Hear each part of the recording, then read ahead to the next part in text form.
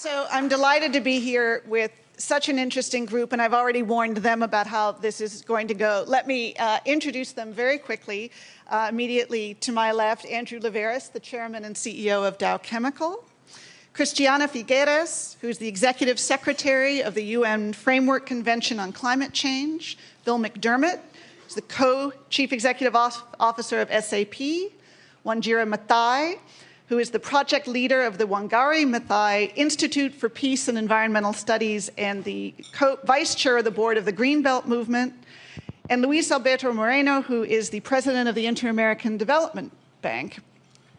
I've warned them and bullied them in the green room that this is going to be a conversation, and that we want to focus very much on what has surprised us, what has worked, what has not worked, and what steps we need to take in pursuit of the vital issue of vital resources. And so just to keep you on your toes, actually, I wanted to start with the challenges that we're facing. And Bill, I wanted to start with you, okay, because SAP is about the world's largest supplier of enterprise software. And I've heard you talk about leaders who don't transform their organizations are just going to be irrelevant. And it sounds as though even language like sustainability is too wimpy for what we're talking about, that you talk about industry transformation. So can you talk a little about the challenges that you see, the stakes that you see, and why you're talking in terms of that urgency?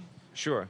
In 2010, we had to reinvent our company, and the vision of the company had to change, the strategy had to change, and we were determined to make the world run better and improve people's lives as kind of the purpose behind the whole thing. And the practical reason for that is this is a whole new generation. The millennials born between 1980 and 1993 are now the biggest purchasing class in the world.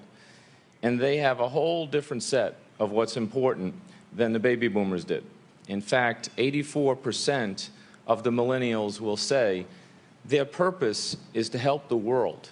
And they would prefer doing something that actually helped the world as opposed to their own personal recognition.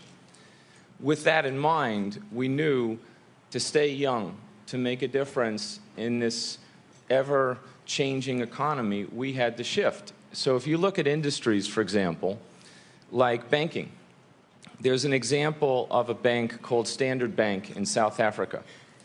Now, they had a very complex problem to reach these young people and initiate them in the banking system. So they had to come up with a mobile application to reach them, initiate them in the banking, which was good for everybody, created jobs, made the bank stronger, but also helped people get modern and involve them in the modern economy. An example of that is this woman named Christina Marula, who I met in Espaza in South Africa, who was spending 80% of her profits going from town to town to pick up the stuff to put on the shelves to sell, while her 11th grade son stayed and watched the store and missed school. So we started to see these linkages between industry transformation with modern technologies and actually improving people's lives. We see this today in auto, where you're looking at smart automobiles, for example, because the millennials don't care about cars. They want a mobile experience. We see this in retail with smart sourcing. If you're not compliant with certain sustainability standards, you can be nixed right out of the supply chain. So we determined ourselves to be a company with a purpose, and I've got so much more to say, but I'm sure my colleagues would like to start filling in the blanks as well. I'm sure they would. Christiana, you have been at the center of climate change conversation and negotiations for quite a long time, and we keep longer than I want to think, right? Longer than you want. And we keep seeing new reports about temperatures rising, about the toll this is taking, about the costs that we are seeing. Can you talk to us a little about the connection between climate change and resource management, and what it is that you see as the challenges there? Well, it's actually a very exciting connection because most of the conversation around climate, you say we've seen many reports. Well, we will see the next report on Friday that will be released in Stockholm by the Intergovernmental Panel on Climate Change, where we're going to be told yet again that everything that we've thought on climate has actually been underestimated, that we will see much more frequent and much faster effects of climate. But the very exciting news about climate is that there barely is any measure that we can actually implement to address climate change that doesn't have a huge number of co-benefits, for example, on resource management. So that's the very exciting part, that you can look at the full spectrum. You can look, for example, from the large impact. Let me just take the Consumer Goods Forum, 400 companies, 2.5 trillion in sales, where when they say we are no longer going to buy any products that have deforestation embedded in them, or when they say we're no longer going to do HFCs, give us a different refrigerant. Well, that makes a huge impact. But then you go all the way to the other side, and you see women in Africa who had stayed at home, taking care of their children, and now they're being trained as entrepreneurs to understand the power of solar energy and to take tiny little solar lights and sell them to homes that previously had absolutely no light or that depended on fossil fuel. And these women now have light, they have an income. Or you see a project in Ghana where women are building bicycles from bamboo. So it's all the way from the very, very large corporations all the way to individuals in all developing countries that are actually realizing there is an enormous potential to use the possibilities of addressing climate and improving the quality of life of people. That's actually exciting. Andrew, I'm curious about, so Dow has its 2015 sustainability goals. Where did those come from, and what challenges were you looking at that took you down that road? Thank you, Nancy. And to be additive to my colleagues who've spoken, the 4 Ds, and recently we added a 50 of thinking at our corporation, started 30 years ago, so my predecessor's predecessor, when they went to the Rio summit and really came out of that and said, you know, we've been in defiance and, you know, basically fighting everyone who chose to at least try to regulate us. Then we went to denial. It wasn't us, it was some other footprint. Then we went into the 3rd generation, which led to the goals, which went to debate. And then we started getting collaborative models with the interfaces, such as with NGOs and communities of practice, UNEP, United Nations agencies, to really come up with ways of thinking that would traditionally, for us, out of our fences, we didn't care, to where we cared about life cycle, cradle to cradle. And then we went into dialogue, which is I think the phase that Bill was indicating that we all need to leave now. Because I think the generals, and let's call all of you in the room generals, have spoken. I think we've defined it all. We've talked enough. So we're into this 5th phase called do, which is a very simple English word. I think it can be translated many times, maybe not necessarily with a D. But certainly the actionability and scalability of managing these complex problems is the do phase. And the 2015 goals speak to that. The first generation of them were 1995 to 2005. We did a lot of things inside the fence. Today, of course, 2005 to 2015 are all outside the fence as well. In other words, minimizing our footprint, maximizing efficiency, optimizing resources, working with scarcity, not abundancy, and then putting examples in place. I'll give you one example to give it color, and then I'll stop. So a chemical engineer now, troop level, ingrained in this particular person, this notion that their right to operate on the planet is across the planet, came up with an idea to save us $40 million. Instead of putting in a water treatment plant in a large facility in Texas, this engineer came up with an idea to put wetlands in place to make a nature preserve, and for $1 million, gave us the energy efficiency, water treatment efficiency, and reduced capital, and absolutely gave the community something to actually go hunt and fish on. And so 40 million to 1 million, but this came from the troops. I mean, we couldn't have come up with this in our ivory towers, talking about sustainability. So I really think, as an example, those are the action items within the 2015 goals. And I can go on, like Bill said, but I'll let you ask other questions. No, I think we're going to be hearing a lot about that bottom up. And Wanjira, can you talk about specifically the particular challenges in Africa and in rural Africa that are faced in addressing the resource challenges? Thank you, Nancy. For us, you know, sometimes you get impatient because at the end of the day, you're talking about people and what actions are we actually going to take to mobilize the necessary resources, the necessary actions to bring about the necessary change at the impact that will make a difference. And so for us, as in Kenya, for example, the Greenbelt Movement is a small organization compared to many, but an organization that is making tremendous effort in protecting natural resources in Kenya.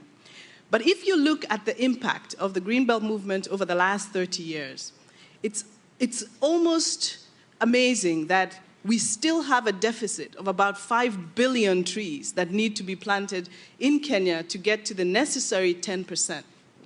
If you look at the capacity of an organization like the Greenbelt Movement, which is arguably the best in the business, in this business, we are actually able to do just 4 million trees a year. And so the scale that is needed to be able to get to the 5 billion is not in our lifetime. And so we have to mobilize resources, systems, structures, legislation. We need everybody, all hands on deck, to be able to have the kind of collaborative impact that we need. And so for us, what we lose sleep about is how can we take what is working, what everybody says is actually working, and resource it, fund it, and put in place the systems and structures that are much more in the hands of others. SAP systems probably could transform the way we do our work, but the distance between where we are in Kenya and where Bill is, how do we bridge that gap and bring us closer? That's what we need to do.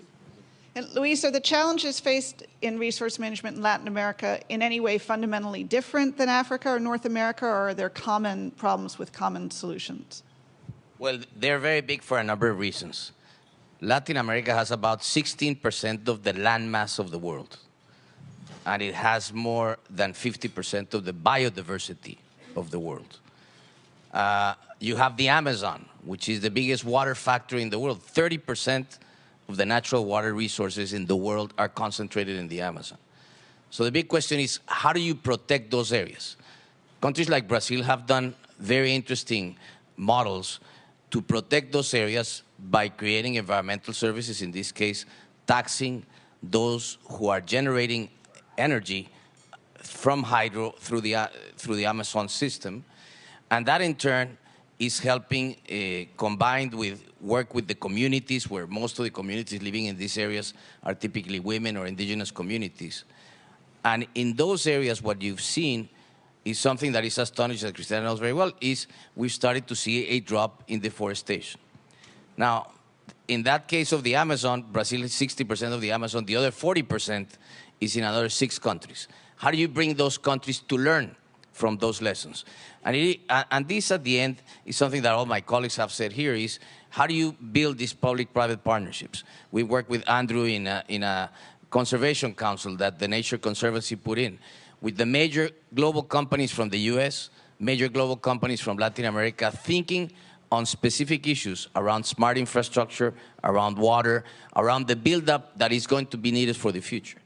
You know, one of the big challenges for a region like Latin America, in the next 20 years, we must double the production of energy. What energy are we going to have to power our industries? Is it going to be green energy?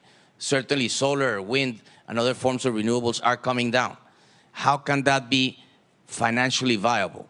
These are the questions that I think are critical in our hemisphere, not to mention the fact that we're largely an urbanized area of the world, unlike Asia, where you have a country like China, which is going to build in the next 20 years 220 cities that are more than 1 million people.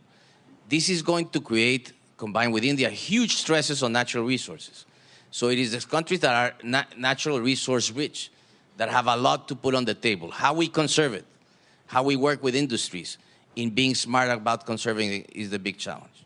So many of you have touched on, now that I'm going to be more open-ended, but about the opportunity, the business opportunity, the profit opportunity, quite apart from doing good, to be doing well in your business by thinking differently. Can you talk a little about to what extent you actually are seeing a change in attitude at a fundamental level in corporations large and small about that this being smart strategy and not just something they should do because it looks good on a press release? I'll give you one example in our company, just to take it right down to the grassroots level. The thing we learned is you have to involve people in the choices that companies make. And we apply a concept we call design thinking and innovation. And in the spirit of design thinking and innovation, there's actually like 3 main things you do. One is you got to make sure the prize is big enough. So is the desirability effect of the prize big enough? Second is you have to make sure you can execute the plan. So is the plan feasible? And the third is it viable? You know, at the end of the day, is it a viable business case? Because if it doesn't make good business sense, most companies won't be able to execute on it. In our case, we went after things that we knew we could control. So, for example, number 1 was carbon emissions. We wanted to take down greenhouse gas emissions to the same level in 2020, which the company will be about 4 times the size as it was in 2000, and have the year 2000 emissions in 2020. The second thing was we wanted more women in management in the company and more women represented in the company, period. And the third thing is travel. As Andrew knows only too well, executives like to get on planes. I still don't know why they do, but they seem to be completely possessed with getting on as many planes as they can. And we started to say, this doesn't make any sense. And we started to track it. And we only wanted them to do it if it was adding value to the people, the company, or the customer. And what was interesting about tracking these things in real time on the company portal and constantly reporting out on this and tying the way people get paid to these initiatives and the business outcomes, it wasn't such a big deal that we saved the $300 million. That was okay. But what we did is we improved employee retention and employee motivation across the entire company, and the company got 1 year younger across the entire company globally, because it started to be a company that young people want to get in touch with, they want to work for. This, coupled with the fact that we're very fortunate because we're in between the public sector, the private sector, and many of the best-run governments and businesses in the world, we could take best practice, share it, and commercialize it. So this idea of sustainability for us wasn't just that we were doing the right thing. It was also really good for business. If I can add, I mean, and I think Christiana was saying the point about maybe SAP is not available in Africa, yeah. You know, to where you're on the ground, you need enterprise resource planning. So let's say the technology doesn't get there. Just a footprint, like, and I'll give you ours because I know it. Our companies in 150 communities around the world has 38,000 suppliers, okay? And between the communities and the suppliers and the 60,000 employees, every single one of them is a point of influence to cause the revolution that's required in the way the planet has to be run. Every single one of those interactions is a governance system. It's point to point. And Luisa's example of aggregating that, like the Latin American Conservation Council that we're both on, is you've got to get these points of aggregation at the local level. And so communities of practice, and I'll give you one example in a small town in Holland, where our large factory there, we have community advisory councils, but they're not just talk fests. They gave us an idea, actually, to save them money and save us money, to your point about win-win, but reduce carbon footprint at the same time, and that is to receive 10,000 cubic meters of wastewater from the community into our facility to help us generate energy with that 10,000 cubic meters that previously was going into the canals and out to the ocean. And we implemented that a year ago. That came from the community, and it created a win-win. 180,000 tons of CO2 per year less now into the air because of that one collaboration. And every single point-to-point interface creates that collaboration. There are thousands and thousands of projects. Now, one more statement I'll make, which is, I think Bill was hunting in this area, which is you've got to set code of conduct and supplier standards and interaction standards to the community at the best available technology and system. And you've got to proliferate that and amplify it around the world and never accept the less than that standard. Labor practice, you know, environmental standards, etc. And but dare I say it, the Fortune 200 globally can do this. So the dream I have is the revolution is proliferated by the Fortune 200. How do you police 38,000 suppliers? How does that work? It's almost impossible to police them to the point where you have perfection. But, perfection's a journey, not a destination, right? The famous quote. So you've got to have audits, random audits. You use great companies who do that for a profession. You actually send them in. And if they don't meet the standard we set through this, we have this Diamond Supplier Code of Conduct standard, then they're out. And by the way, you can also be, fairly intrusive. You can say, where are the minorities? Where are the women? Where are the inclusiveness of the supplier base? Where are the people at the bottom of the pyramid, and helping them get into business? Absolutely. We just posted a chemical engineer to Nairobi to help with a company called Sanergy, which is to help with latrines in poor areas. We have some technology that can help on recycle. And we're just doing that as a community service because we want to grow in Kenya. When you have a reputation we want to build. So you can do it, but it's not perfect. And I think far from me to say that. The truth of the matter is, if we want to make a real impact, see, what excites me really is the possibility of making real impact. So I take it seriously. Sometimes I read, how do we design for impact? So you want to look at the scale that's needed. And as long as we continue to look at things on a project level, on a small scale, we'll never make the necessary impact. So can we come together and, rather than compete, rather than want to see our logos in the front, can we try and work together to put together scalable, collaborative efforts? And it costs. It costs to do these things at scale. So are our banks willing to bring the resources to the table? Are organizations at the grassroots willing to deploy their resources in capacity to bring about the kind of impact that's needed? Until we start to actually do it, rather than talk about it, it's not going to happen. So for us at the Greenbelt Movement, we would love to see, can we form, as an example, there are two really good examples of what's happening. The Global Alliance for Clean Cook Stoves, looking at 100 million households having efficient and clean cooking solutions by the year 2020. They cannot do it alone. They needed an incredible slew of public-private partners. That's the kind of work we need to replicate in other areas, in the areas of vital resources. We are far behind as far as scale is concerned. And the key areas where you need that model to be followed, what would you point to?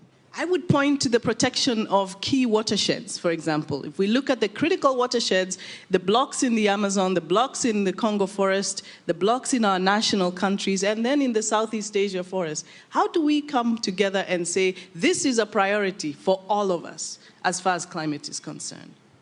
I would add to that energy, because the fact is that we are going to be needing, as we move into 2030, 2040, we're going to be needing 50% more food than we have right now, 45% more energy, and 30% more water.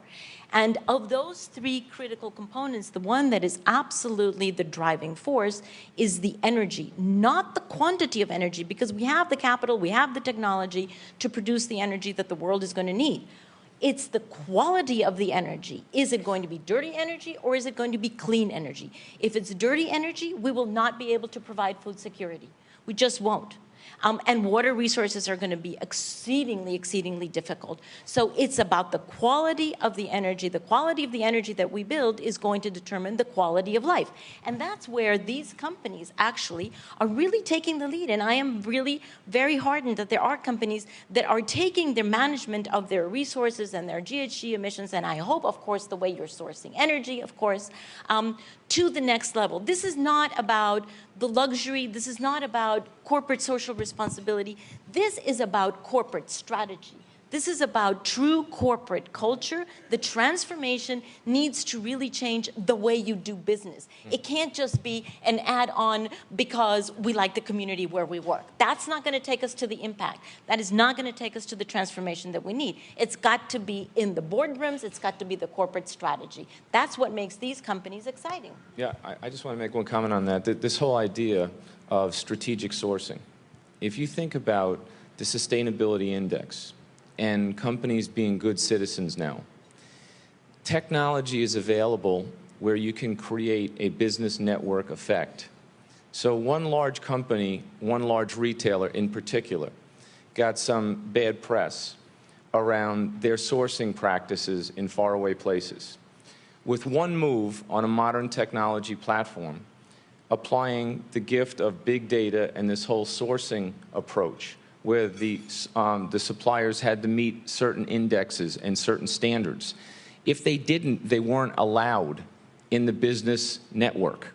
Now, once you have them in the business network, technology is available if they go ahead and do something wrong and they're not in compliance, or they bring someone into the network that wasn't allowed to be in the network. Immediately an alert is formed and action is taken.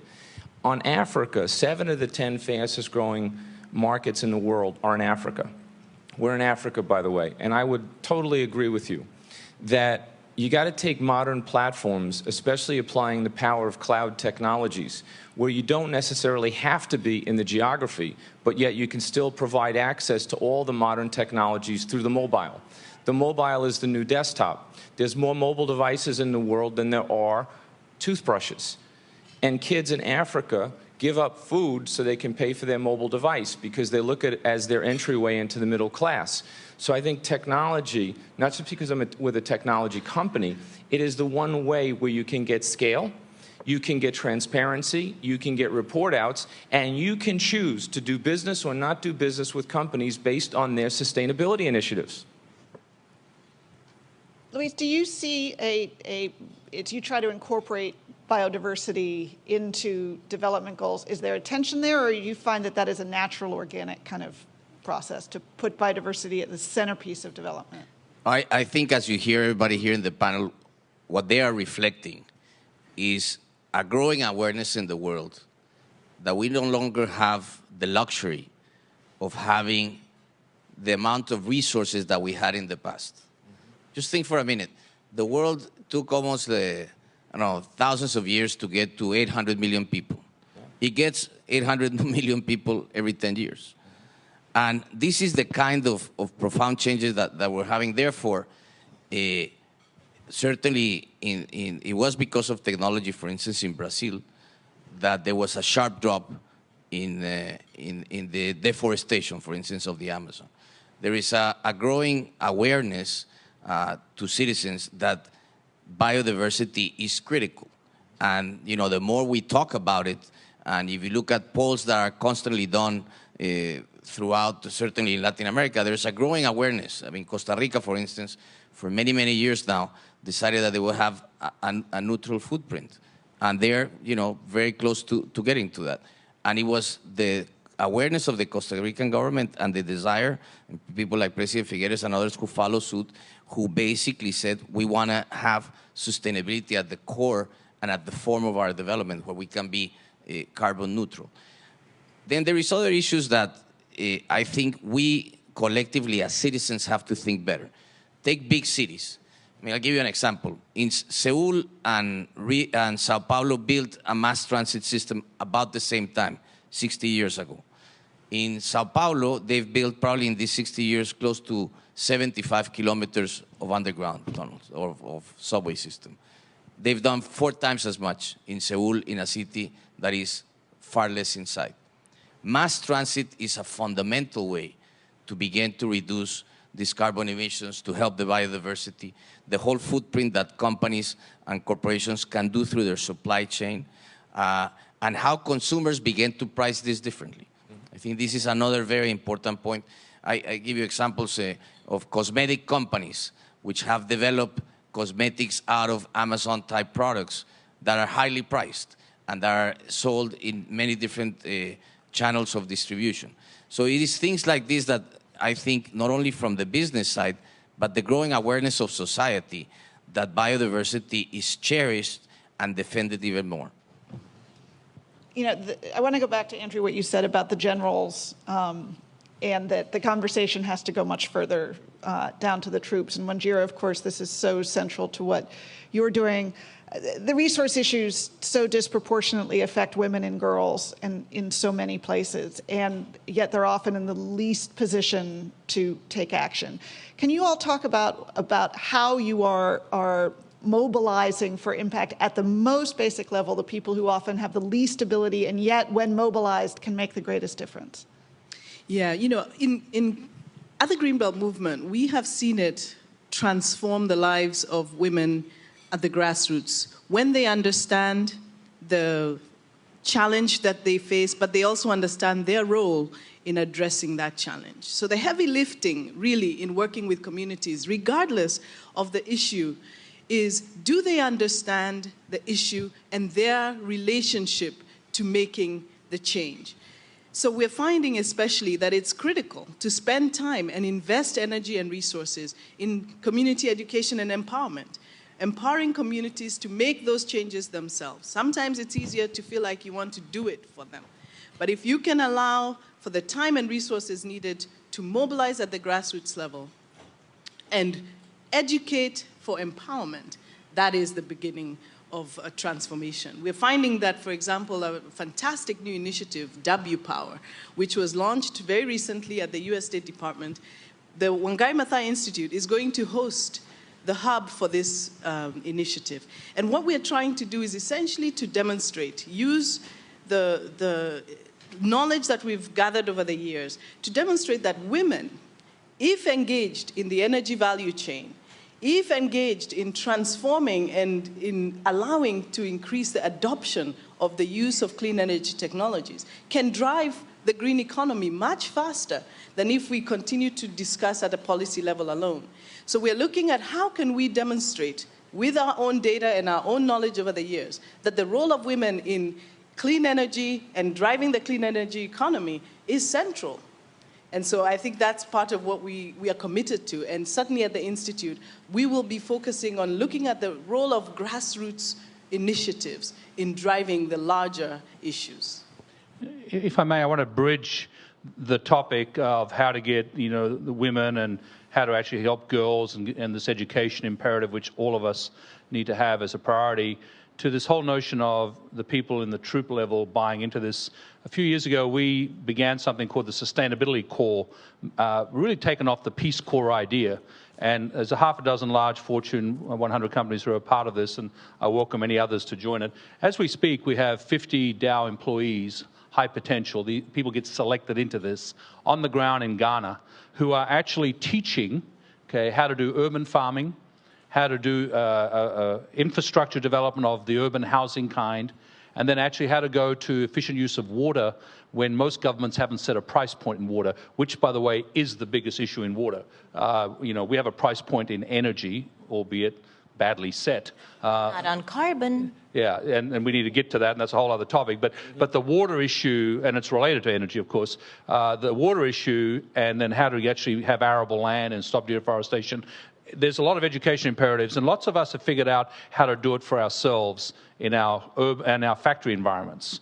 And we've got a collaboration going on with the Nature Conservancy, which is actually to teach people, and the Sustainability Core is to put them in place. 50 employees is not exactly a cheap it's an investment. It's not a cost, it's an investment. And obviously the collaboration is to do the mathematical modeling on something which is a fairly new concept for humanity, which is instead of gray infrastructure, steel, iron, pipes, bridges, roads, how about green infrastructure? How about working with Mother Nature on utilizing, like the wetlands example I gave, utilizing nature to help us? We figured out how to save nitrous oxide emissions by reforesting. And that's an economic answer to the question. And we're going to make all this available for humanity then by end of 2014. We've got 4 major pilots around the world, one in Brazil, by the way. And I think this is how you're going to get education. You're going to get people on the ground teaching with the right tools so they don't make the mistake most of the Western world made in building what is, in essence, bad infrastructure and pollutive infrastructure. Exactly. I'm glad you brought up your Nature Conservancy partnership, and Luis, actually all of you are partnerships are at the center of what you're talking about, and so we're running low on time, and so I don't want to end without you giving us some guidance about what you have learned that works, and just as important, does not work when you are investigating, exploring, forming, and then executing on these partnerships. Well, I can start with the small challenge of climate change and say what we have learned is that there is no solution that is exclusively a top-down solution. We tried that. We tried that in Copenhagen. We tried to say, okay, the governments of the world are going to come together and magically they're going to come to some equation, some solution that is going to solve this. Well, it's not going to happen like that. It's very, very clear that, yes, the governments need to take the lead, that they need to set the direction. They can and they must set the direction, and they're putting in the policy signals that send the signals to the market of where the market needs to invest. But if that is not matched with action on the ground, the governments can point the direction, but they have no delivery capacity. It is actually the private sector, the civil society, the development banks that have the delivery capacity. So it is a question of how do you integrate all of these efforts in the same direction so that you can actually get to where you need to get to in time. And that is really the difficult thing. We have an alarm bell here sounding in front of us. If we have to address climate change in a timely fashion, not just when we would normally do it through evolution, it's time that we're running out against. I would say that the biggest lessons are perhaps how to address the gaps. There's a lot of gaps in the system whereby even people attempting to achieve the same thing, the governments with the right regulatory environment, businesses and others, that to solve many of these problems takes time. And the innovation that we've learned is how to create financial instruments, hybrid financial instruments that can help bridge those gaps. I'll give you a quick example. In Brazil, in the Amazon, the biggest hydro projects ever done, I think, in that country, will pay a royalty. And that royalty will go to an endowment. That endowment will help protect the Amazon rainforest. It takes time to build up that endowment. So how to bridge that gap, how to raise money from other donors. Those are the kinds of ideas that you need to do, because no matter, you know, the road to conservation, to sustainability is a hard road, and it's a road that needs to be traveled, understanding that you always have these gaps, and you should not be elusive to think that they're going to be filled easily. I cannot close this session without remembering that today, exactly 2 years ago today, Wangari Mathai passed on. She was the founder of the Greenbelt movement and certainly an enthusiastic member of CGI. One of the things that she continually reminded us, and I think it just comes through here, is that it doesn't really matter what the issue is, as long as you're patient, you're persistent, and you're committed. And so for me and for the work that we do across the Institute and certainly at the Greenbelt movement, is that we demonstrate true commitment in the partnerships that we're talking about. Are the resources available to bring this thing to scale? Are we really serious when we're talking about collaboration? Or are we trying to compete? And so for us, really, are those three words, if I can leave you with anything, it really is persistence, patience, and true commitment. So, Bill, can we, because we're running out of time, and I do want you all to have a chance to give, if you plant one idea, plant one seed for people to take away. Mine would be co-innovation. Co-innovation. Co-innovation. For example, if I end where I started with the young generation, their desires are different than our desires were, and they care deeply about this issue, as we care deeply about this issue. But they will demand that companies change their behavior. They don't have the same biases that we had, for example, in the automotive industry. If you can think about co-innovation, partnership, public and private, think about this concept.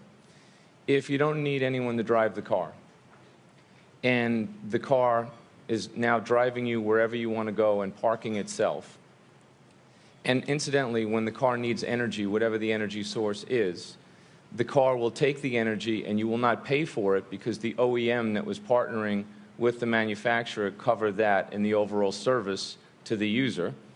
And then finally, if you go one step further and think about the insurance will only be paid in the future on demand based upon the number of hours the individual actually used the driverless car. Now, you're talking about a major industry that could transform the use of energy and create a much more sustainable planet, and the technology is here today to pull this off. So what I think is co-innovation and business model innovation, because you'd have to completely rethink your business model across the value chain to sustain your company if you're in the automobile industry and your consumer told you, this is what I want. Christiana. Thank you. I couldn't agree more. It really is very exciting what we can do. Our challenge, however, is time is running out, as I said. So my last thought here is the alarm clock. Some of you wake up normally. I don't. I have to set the alarm clock. Those of you who set an alarm clock in the morning, here is my thought. When that alarm clock goes off, yes, you have to get up and shower and breakfast and go to work. Think of the alarm clock not just taking you to work. The alarm clock is the voice of your children, the voice of your grandchildren, waking you up every morning and asking you, are you doing everything you can? Because we know what the consequence of what we're doing. Are you doing everything you can? Are you? Are you? Are you? Are you? Are we each have an incredible responsibility and an incredible opportunity here to contribute to a transformation that is absolutely fantastic for everyone. So when the alarm clock goes off, remember, it's not just to go to work. It's your kids saying, are you doing everything you can? Great. My last thought would be for the generals, as I started out. I think we all have to realize the complexity we're all dealing with. We use a word at Dow called the intersections. We've been hearing about intersections on this entire panel. Intersections of public-private partnerships, intersections of government, business, civil society, the intersection of sciences in finding solutions, the innovation point that Bill talked about, and big data and this complexity that's coming from big data, because we're dumbing down society and dumbing down humanity with social media. These intersections are resulting in new market opportunities of the right kind, of the planetary kind. The food, energy, water nexus is an intersection. These are all very complex problem sets. So for the generals, don't complicate the definition any further. It's done. Find whatever buzzwords you want. I don't care what they are. We've used a few of them on the panel. Get out of that mode. Get into the solution set mode and get scalability of solution sets that are available everywhere. I see best practice everywhere. And simplify for the troops. Help them execute. Help the millennials get the job done. And I think that's our job, and it's our collective job. Well, I can't hope to improve on that. I want to thank all of you for your thoughts and urge you, experiment with them, talk to each other, then take the ideas out of the lab. Thank you very much. Thank you.